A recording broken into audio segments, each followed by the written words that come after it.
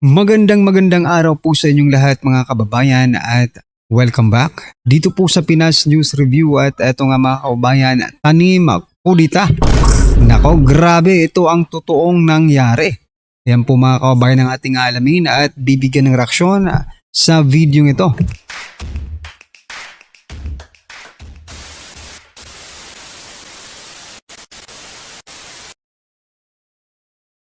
So mga kababayan, ito pasadahan po muna natin ang mga nagte-trending na balita dito po sa mundo ng social media at unahin na po natin to, no? Ito pong si Professor Clarita Carlos, no?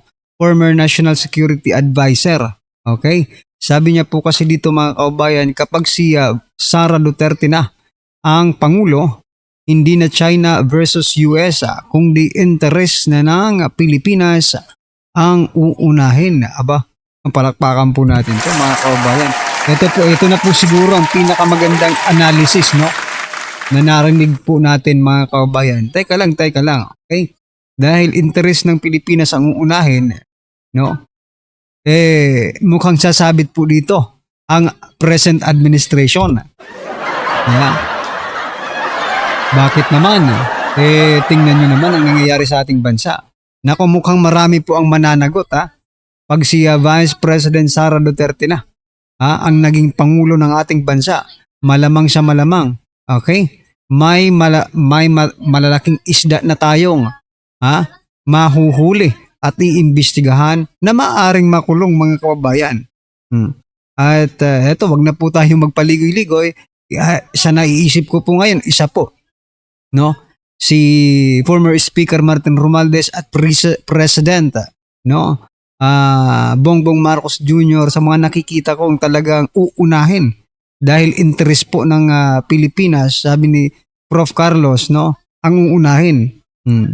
Interest ng mga taong bayan ang uunahin dito, no? Sa kanila pong pagwawaldas ng ating kaban, malamang sila po ay managot pagdating po ng panahon na si Vice President Sara Duterte na ang pangulo, di ba? O kayo, do you agree with this analysis mga kababayan?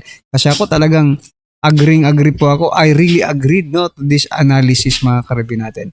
So ito po ang naging komento ng ating mga kababayan. Sabi po na ni George, ba? Sure na ang China WPS, wala na China na yan. Ang may-ari, mabuhay ang mga komunista. Iba rin lang to, no? Anyway, it is your opinion, no? And we respect. Okay? Okay, ito naman. Sabi naman po dito, saan naman impyerno galing ang lukarit na ito? Si Professor daw, lukarit mga kababayan. Ako. Walang pinag-aralan, galing yan sa impyerno. Uy, teka lang professor po yan. Professor po yan si Professor Carlos Clarita Carlos, ayan mga kababayan. Tama ka ma'am, sabi po ni Asorip, sabi po dito, nako po, kaya lang naman gustong maging politiko ang mga yan dahil pang sariling interes, hindi para sa bayan. Yan ang katotohanan at kalakaran ng gobyernong puro sindikato. Totoo. Mananagot ito mga kababayan pagdating po ng panahon. Ano po ang inyong masasabi dyan mga kababayan? Just comment down below at eto, pasadahan din po muna natin to, no? Bago po tayo puntahan yung ating main video. Eto pong balita patungkol po kay Congressman Kiko Barsaga. Sabi po dito mga kababayan sa Abante News Online, Kiko Barsaga tatahimik na ba matapos masuspindi muli? Aba, ayan na. Katatapos lang ng suspension ni Congressman Kiko Barsaga at eto, nasuspindi na naman po mga kababayan. Sabi nga ni Abante kanina, dapat expulsion na ang ipataw dito kay Congressman Kiko Barsaga. Pero hindi naman pwedeng ganun mga kababayan, elected by the people ito no? Tapos tatanggalin lang, no, ng isang appointed by the COMELEC. Di ba? Itong si Abante, appointed by the COMELEC yan. Pero I think mga karibin natin, no? Kasi nagtatanong. Sabi dito, Kiko Barsaga tatahimik na ba matapos masuspindi muli? I think hindi po tatahimik ang congressman na ito mga kababayan. At patuloy po itong makikipaglaban, no? Sapagkat alam niya na nasa likod niya po ang taong bayan. Ito po ang ilan sa mga naging komento ng ating mga kaubayan. Sabi po dito, they are dreaming, nananaginip sila, nako. Will speak out his mind, that's for sure. Okay? Sabi naman po dito ni Ada Wong, lesson learned, as Kong Miao engage freedom of expression is more likely or more like a freedom to express nonsense but not to abuse it, no? Anong nonsense na pinagsasabi mo? Kung eto mga kaubayan, sabi niya po kasi dito, no, nonsense daw yung mga pinagsasabi ni Congressman Kiko Barsaga. Ang masasabi ko lang dyan, mga kaubayan, kung nonsense po yung sinasabi ni Congressman Kiko Barsaga, bakit nasasaktan itong mga pulpolitiko? Bakit po sila nasasaktan? Bakit nila ipinagtatanggol ang palasyo kung talagang nonsense po itong pinagsasabi ni Congressman Barsaga, di ba?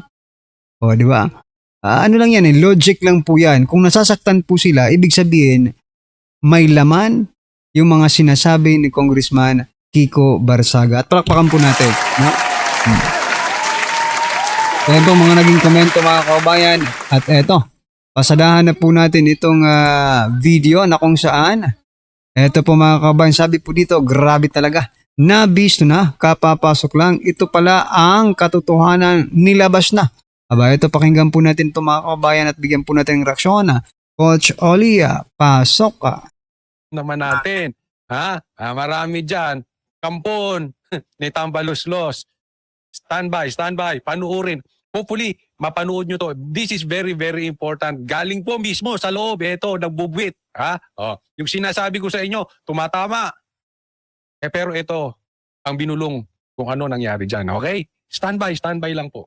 Okay? Hindi na po natin pagtatagalin. Pero napaka-importante, ako yung nagpapaalala lang. Huwag niyong kalimutang i-like tong video na ito. At doon sa mga hindi pa po subscriber ng channel ni Coach Oli, sana, naglalambing lang po, konting panahon lang, like and subscribe. Okay, hindi na po natin pagtatagalin. Diretso na po tayo agad-agad sa topic dahil kay Coach Oli, bida ang balita. Ito, explain po natin bakit tinawag na Senate President, Madam Senate President, ito si Loren Legarda.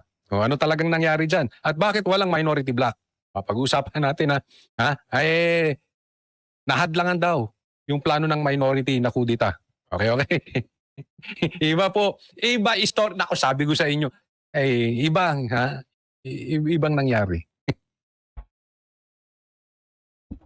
Well, sa gitna ng ugong ng isang kudeta sa liderato ng Senado, isang power sharing agreement umano sa pagitan ni Senate President Tito Soto at Senador Loren Legarda ang napag-usapan sa isang informal agreement or meeting.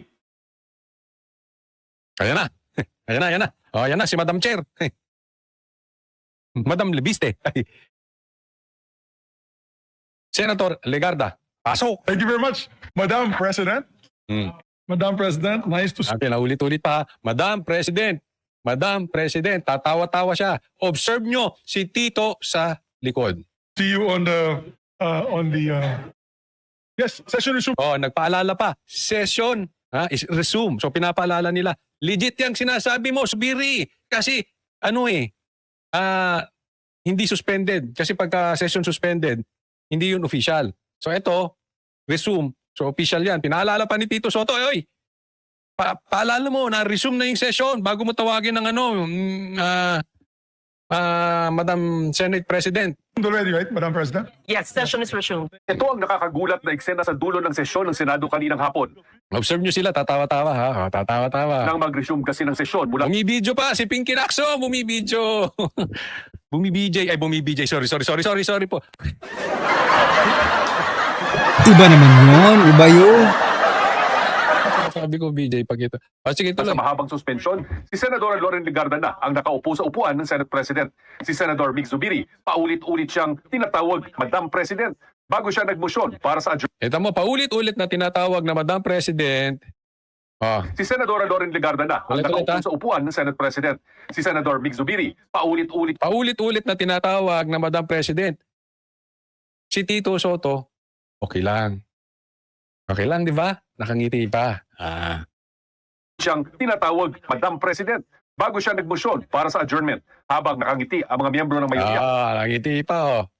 Ay, natawa-tawa. na nasa session hall kasama na Ang problema nga po dito mga kaubayan, no? Kasi pinalitan nga po yung Senate President, pero galing pa rin po sa grupo nila.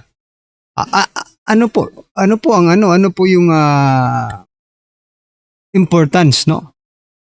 Diba? Parang wala rin namang nangyari. Kasi kakampi nyo pa rin yan, eh. Diba? Bakit kayo nagpalit ng Senate President? Diba? Bakit kayo nagpalit? Kagrupo nyo pa rin yung Senate President. Diba? Di wag na lang kayong magpalit ng Senate President kasi ganun pa rin po ang magiging tingin ng taong bayan. Maniwala kayo mga kabayan na ganun pa rin po ang magiging nararamdaman ng taong bayan sa mga nangyayaring investigasyong ito sapagkat no, pinalitan nga nila ng Senate President pero kagrupo pa rin nila, no? O parang hindi rin kayo nagpalit ng Senate President. Kung baga optics lang ito mga kabayan, optics lang po ito. Pakitang tao lang ito mga kabayan. si Senate President Tito Soto. Madam President, I move that we adjourn session until 3 o'clock in the afternoon, Monday, February 9, 2026. I so move, Mr. President. Madam President. Any objections? I don't see the minority here, only the majority. Walang minority. Sagutin natin yan lahat-lahat. Observe lang natin ang nangyayari. This is also in cooperation with the minority. With the minority, They know that yes. we're going to adjourn early. Ayan, natawa-tawa. No Sige, tawa objections. lang kayo. Third session is adjourned until Monday, 3 o'clock. February 9, 2026. Boom! Yun. Okay, So, Coach Oli, may mga nagtatanong. Ito rin ang hindi ko maintindihan, no, mga kaubayan, dito sa mag-inang ito. Si Loren Legarda, pati po si Congressman Liveste, di ba? Hindi ko maintindihan kung bakit si Congressman Liveste gusto talaga niyang linalabanan niya yung katiwalian, yung korupsyon, no? And isa po siya sa kritiko ng gobyernong ito, no? And ito naman pong si Senator Loren Legarda, parang tau-tauhan ng administrasyong ito, mga kaubayan. So, ang hirap, hindi natin mag-gets kung ano ba talaga. Kasi, imposible naman na magkaiba kayo ng tawag dito, magkaiba kayo ng hangarin ng anak mo. Diba? Imposible naman po yan, mag-ina kayo. Tapos, di ba dapat nag-uusap kayo sa bahay niyo? Pag nag-uusap ba kayo, magkasalungat ang inyong mga perception towards sa mga nangyari sa ating bansa. Diba? Parang ginugulo po nila yung isipan natin nitong si Senator Legarda at ni Congressman Leandro Liveste. Wala na nga tayong narinig eh. Diba? Na-stop na rin ba yung ni Congressman Liveste? Napayuhan na ba siya ng kanyang ina? Ng kanyang nanay, ng kanyang mami, di ba? Na si Senator Loren Legarda na bagong Senate President ngayon. Hindi ko maano pero sige lang subaybayan po natin kung ano po ang kanilang mga gagawin mga kababayan. Meron na tayong mga natatanggap na tanong at meron tayong nakakausap. At tinatanong, anong nangyari? Hindi ba alam ng minority itong ganito? Bakit sila nag-attempt? Nag-attempt sila pero failure. Teka muna, huwag tayong padalos-dalos Una, huwag nating kakalimutan. This is very important. Bakit ba natin papalitan ng Senate President? Iyaan ang tanong. Hindi dahil galit tayo kay Tito Soto. Dahil binaboy nila yung investigasyon dyan sa Blue Ribbon. Di ba tayo naman ayaw naman natin dati si Cheese. Pero dahil napakita ni Cheese na siya ay sumang-ayon sa konstitusyon at hindi ito laban ng politika, okay sa atin di ba? So hindi dahil sa gusto lang natin palitan ng Senate President. Yun ang tanong, bakit natin gustong palitan? Binababoy nyo ang investigasyon. Kaya nga dapat, kung ako tatanungin, hindi dapat si Loren Legarda. Dapat galing sa minority ang papalit. Kasi kung ganyan din, magpapalitan lang kayo ng magpapalitan. Anong teteng yan? E di protektado pa rin si Tambi. Diba? Kung ang minority tinatawag na Duterte Block, itong majority, Tambaluslos Block yan. Wala tayong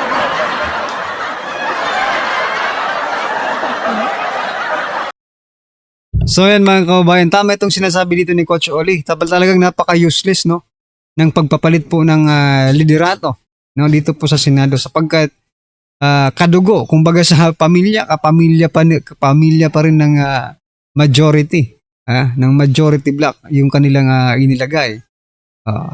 Siyempre ang interest po nito kung ano po ang interest ng majority block.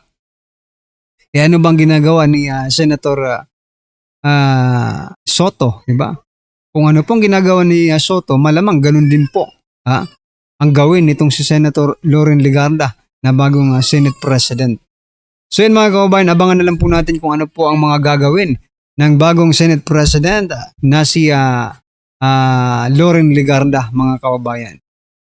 First time po ba no, na magkaroon tayo ng babaeng Senate President sa katauhan po ni Senator Loren Legarda. Ayan mga kababayan, ano po ang inyong opinion, reaksyon patungkol po sa video ito? Just comment down below. Ayan, maraming salamat po. Please don't forget to like and subscribe. Maraming salamat po.